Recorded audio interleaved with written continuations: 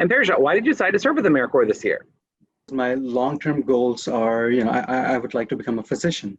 And one thing that all medical schools kind of like is if you've got a lot of volunteer experience. So that's why I originally signed up for AmeriCorps.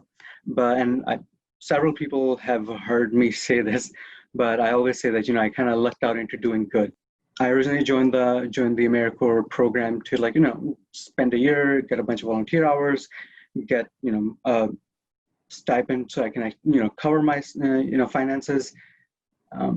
But AmeriCorps has just been so much more, just so much more. I legitimately feel like that I've done good. I've helped the community. I've helped my friends and family and everybody around me. And it's not just the CAC. I mean, another part of AmeriCorps that I'm involved with was the disaster relief efforts. We went to bear paw campgrounds in north central Wisconsin for the disaster relief last year, where AmeriCorps teamed up with Team Rubicon to help kind of rehabilitate an entire campground that was just devastated, like trees fallen everywhere and just a chaotic mess. Like, I'm not kidding you. Like, originally when we walked in, I was kind of confused, like, why are we cleaning this area? It's just a jungle. But when you start cleaning, you're like, oh, there's an entire hiking track here. And I was there for like an entire weekend, and even in just that short window, I can definitely confidently say that I made a difference. And you don't get many opportunities to be able to say something that substantive in life. So, and yeah, AmeriCorps what actually gave me this opportunity, and because of that, I actually signed up to get certified in disaster relief training. So if I'm able to participate in future disaster relief efforts wherever, that I can take a more leadership role. So we'll see how that pans out. Yeah, thanks. Thank you for doing the disaster relief project up in Oconto County last fall. Sure, I was up there a little bit and seeing the difference you guys were making on transitioning around the campground and a lot of the other areas in the local communities that were impacted. Yeah, no, I'm really glad. Like, I remember I was kind of on the fence, like, do I do this? Like, that's an entire weekend. I'm going to be just working the entire time. And originally when we started, I was kind of worried, like, oh, I'm just going to be so exhausted. And we were, I was working with Ben Lee and Dan Quote, who are also AmeriCorps members. And it was a lot of fun. I mean, it was kind of like a day in the park, but, we were actually serving the community. It's like a day in the park, but also a day of like manual labor of removing a ton of storm damage at the same time. It was just ridiculous. And then Parijat, looking back at your AmeriCorps service this year, are there any favorite memories or highlights of your experience you might be able to share with us today? Definitely the disaster relief effort. Like, I mean, you get to make friends. You get to meet people that you wouldn't have otherwise, people that you wouldn't have interacted with otherwise. And that was just so good. Obviously, working at the CAC and just the kind of real life, experience that I got, the perspective that I've developed because of that on the community.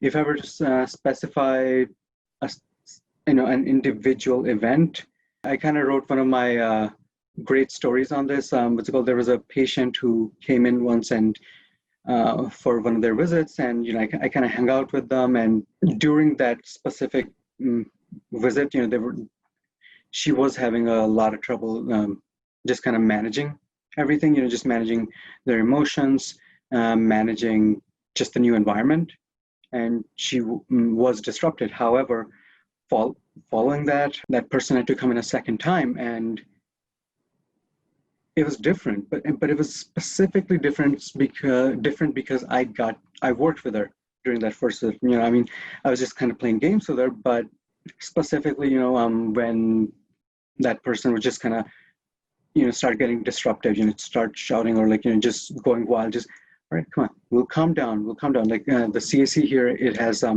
few rules that we do. So, one of them is no hurts, where, we and these rules are there to put the kids at ease. The no hurts rule is ensuring them that, we won't do any physical or emotional harm to them.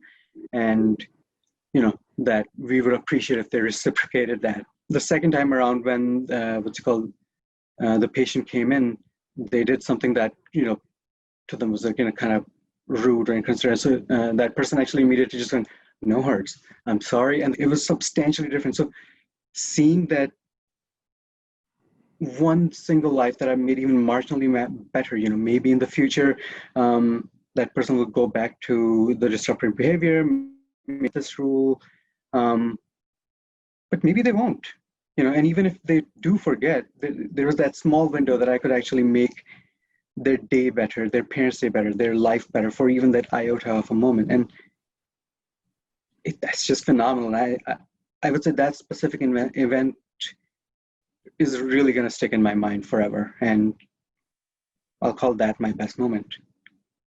That's wonderful. Yeah. And then, so what are your plans for once your AmeriCorps service with Volunteer Wisconsin ends?